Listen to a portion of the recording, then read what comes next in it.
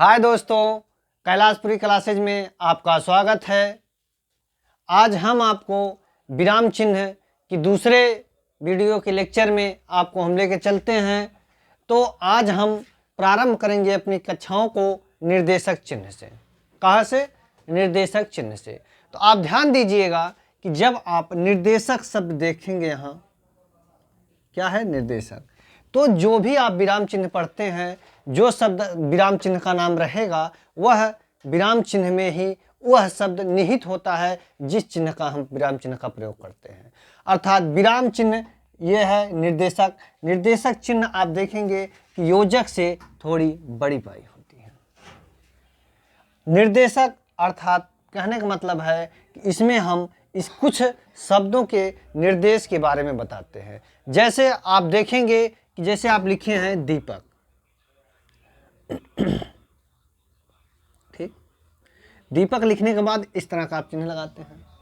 तो इस तरह का चिन्ह आप लगाने से क्या कर रहे हैं कि आप दीपक के बारे में जो है आप उल्लेख करेंगे। जैसे आप क्या लिखेंगे कि जो है कि तुम कल क्यों नहीं आए थे। दीपक, तुम कल क्यों नहीं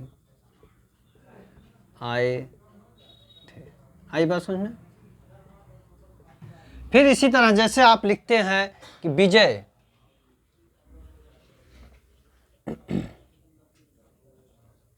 विजय लिख के आप क्या करते हैं? निर्देशक चिन्ह का प्रयोग करते हैं, ठीक। तो इसके बारे में आप क्या करेंगे? इसमें आप विजय के बारे में आप योजक निर्देशक चिन्ह लगाने से ये स्पष्ट हो गया कि आप विजय के बारे में कुछ शब्द को कहना चाह रहे हैं। अर्थात निर्देशक चिन्ह का प्रयोग हम वहाँ करते हैं जहाँ पे जिस शब्द के आगे हम निर्देशक चिन्ह का प्रयोग करेंगे वह उस शब्द के बारे में कुछ ना कुछ हम विवरण देते हैं, ठीक। अर्थात कहने का मतलब जब हम विजय लिखे हैं तो इस विजय के बारे में हम क्या करेंगे? कुछ विवरण देते हैं। जैसे आप क्या लिखते हैं? विजय यह एक अच्छा खिलाड़ी है। क्या है? खिलाड़ी है। आई बात समझ में? तो आप विजय शब्द लिखे हैं, विजय के बाद योजक निर्देशक चिन्ह का प्रयोग किए हैं। तो निर्देशक चिन्ह के प्रयोग से अर्थात हमें ये पता चल रहा है कि यहाँ पे हम जो ये शब्द लिखे हैं विवरण, अर्थात विवरण चिन्ह का प्रयोग हम जिस शब्द के आगे करते हैं उस शब्द के बारे में हम उसका वाक्य के रूप में हम उसका विवरण देते हैं। तो ये बात समझ में आई कि निर्देशक चिन्ह का हम प्रयोग कहाँ करते हैं, ठीक। फिर इसी में आता है आपका नंबर 2 विवरण चिन्ह। क्या है? विवरण चिन्ह, ठीक। ये आपका विवरण चिन्ह है। आई बात समझ में? अब विवरण चिन्ह तो आप देखेंगे इसमें क्या शब्द है? विवरण। तो इसमें भी क्या कह रहा है कि किसी शब्द के बारे में क्या है कि हम विवरण दें, उसके अर्थ दें, उसकी व्याख्या करें। तो जहाँ पर हम व्याख्या करते हैं, उसके बारे में हम उल्लेख करते हैं, उसके अर्थ को बताते हैं, तो उसके पहले हम उसके जो है किसका प्रयोग करेंगे? विवरण चिन्ह का प्रयोग करते हैं। तो आइए देखते हैं। जैसे हम जैसे आपका लिखने के लिए आ गया कि नदियों के लाभ, ठीक। क्या आया है कि नदियों के लाभ, ठीक। आप किसका प्रयोग करेंगे? विवरण चिन्ह का। अब हमें क्या देना है कि इन नदियों से हमें क्या क्या लाभ है, नदियां हमारे लिए क्या क्या उपयोगी हो रही हैं। तो आप जब विवरण चिन्ह का प्रयोग लगा रहे हैं तो इससे हमें क्या पता चल रहा है कि अब हमें इन नदियों के बारे में हमें कुछ शब्दों में हम इन्हें लाभ के रूप में क्या करेंगे? निर्देशित करेंगे। अर्थात कहने का मतलब क्या है कि हमें नदियों से क्या क्या लाभ है, ये हमारे लिए कैसे उपयोगी है। जैसे आप कुछ विशेष लिखते हैं, ठीक, तो भी आप विवरण चिन्ह का प्रयोग करेंगे। जैसे आप उदाहरण लिखते हैं तो भी आप क्या करेंगे? विवरण चिन्ह का प्रयोग करते हैं। तो विवरण चिन्ह का प्रयोग हम वहाँ करते हैं जैसे किसी के बारे में हम कुछ व्याख्या कर रहे हैं या किसी के बारे में हम विस्तार पूर्वक क्या कर रहे हैं? उसको बता रहे हैं। उसके बारे में हम समझा रहे हैं आपको। तो वहाँ पे हम क्या करते हैं, विवरण चिन्ह का प्रयोग करते हैं। आई बात समझ में। फिर इसी के क्रम में आप देखेंगे जैसे आपका होता है विस्मरण चिन्ह या त्रुटिबोधक भी उसे कहते हैं। क्या है? विस्मरण चिन्ह या त्रुटि बोधक या हंसपद। हंसपद चिन्ह।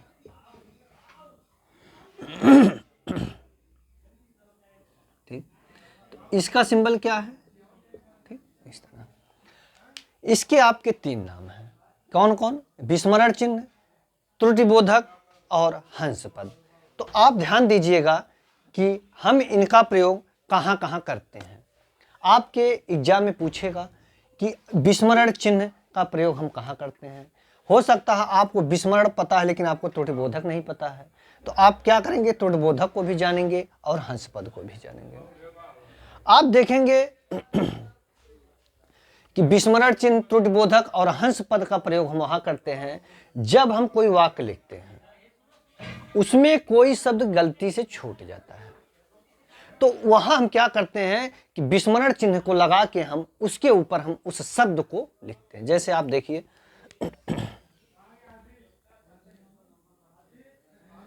मोहन कल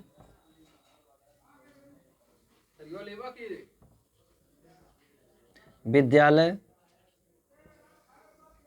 है। क्या है कि मोहन कल विद्यालय है। आप देखेंगे कि यह वाक्य हमारा क्या है, अधूरा है।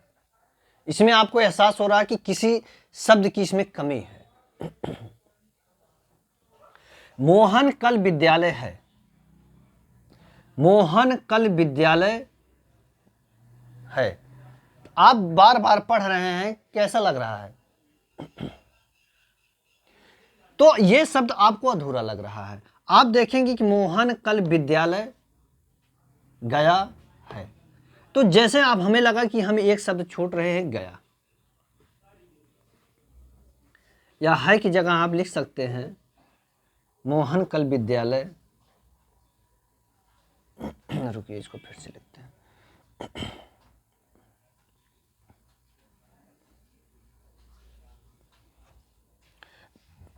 मोहन कल, जैसे आप लिखते हैं मोहन कल है, क्या मोहन कल है या कल जाएगा।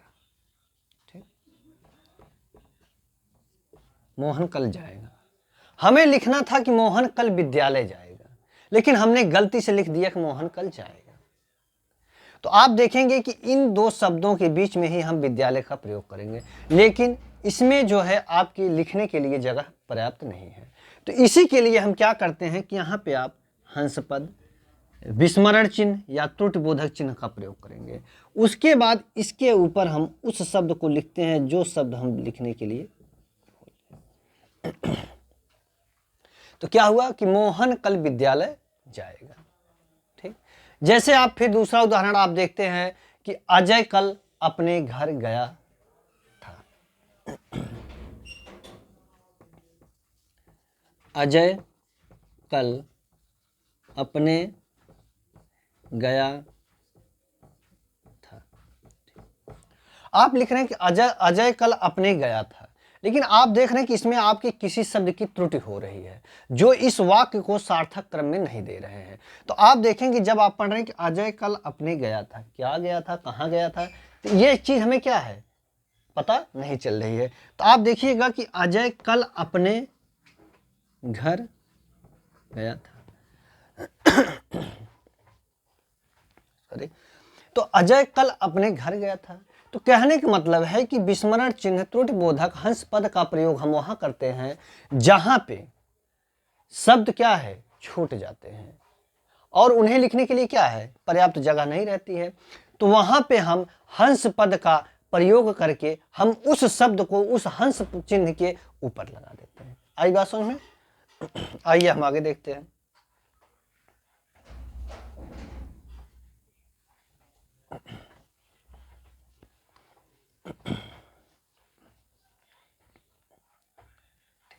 इसके बाद आप देखिएगा, जैसे आप लिखते हैं लाघव चिन्ह, ठीक, ये आपका क्या है, लाघव चिन्ह, ठीक। इसे आप संकेत चिन्ह के रूप में भी जानते हैं, लाघव या संकेत चिन्ह। आई बात समझ में? तो आप देखेंगे कि यहाँ पर कौन सा शब्द लिखा है, लाघव। लाघव में एक शब्द आपका छिपा है, लघु। लघु माने होता है छोटा, अर्थात कहने का मतलब है कि लाघव चिन्ह का प्रयोग हम वहां करते हैं जब हमें शब्दों के उनके छोटे क्रम में लिखना होता है। जैसे आप लिखते हैं उत्तर प्रदेश, क्या है, उत्तर प्रदेश। जब आप उत्तर प्रदेश लिखते हैं, लेकिन जब इस शब्द को हमें क्या है, लघु रूप देना है, तो हम किस तरह लिखते हैं, उत्तर प्रदेश। इसी तरह जैसे आपका लिखा है मध्य प्रदेश, लिखा है, ठीक। जब आप इसका लघु रूप देते हैं तो क्या लिखते हैं, मध्य प्रदेश। अर्थात कहने का मतलब कि लाघव चिन्ह का प्रयोग वहां करते हैं जहां शब्दों को लघु रूप देना होता है, वहां पे हम लाघव चिन्ह का प्रयोग करते हैं। ये बात समझ में आई? इसके बाद फिर आपका आता है लोप चिन्ह। क्या है, लोप चिन्ह, ठीक।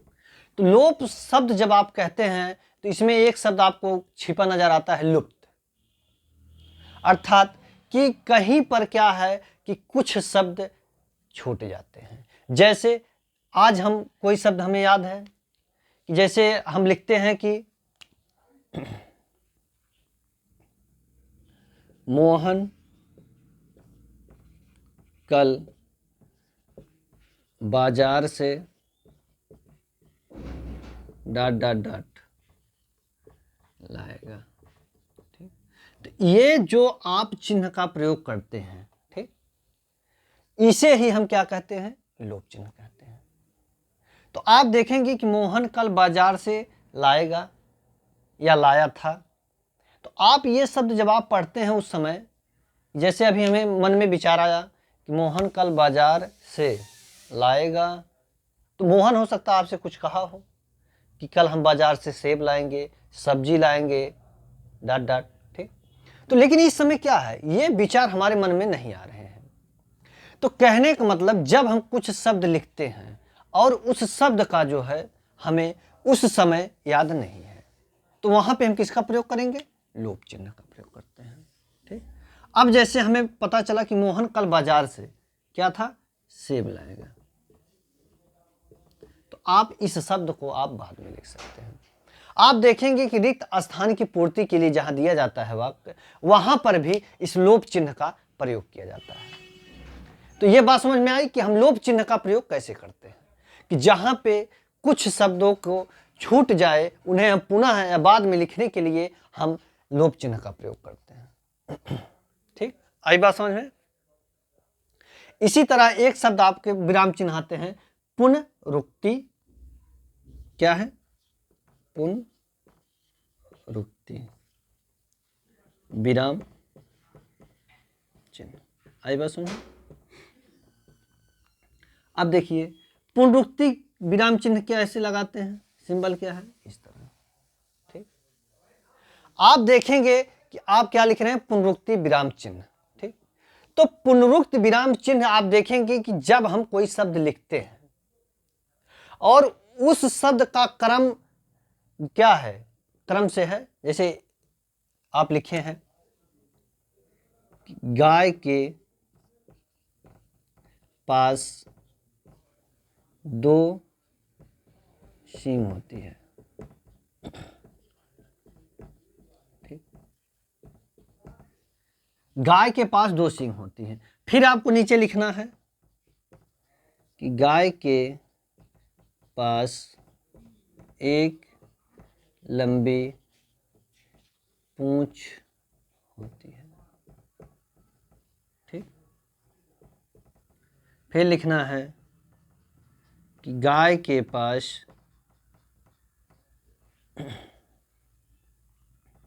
दो आँख होती है।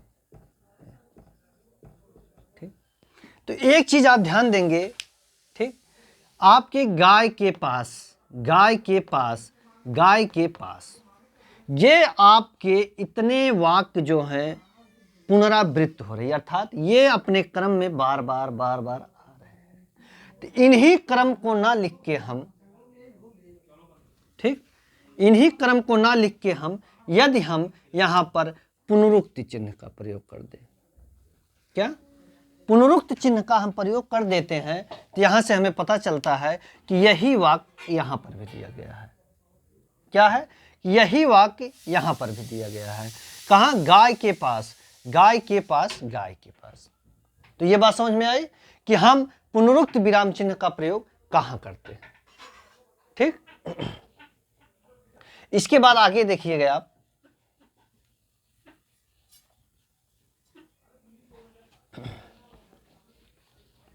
ठीक, जैसे आप एक शब्द विराम चिन्ह है, इसको भी देख लें, इसी में तुल्यता सूचक, ठीक, विराम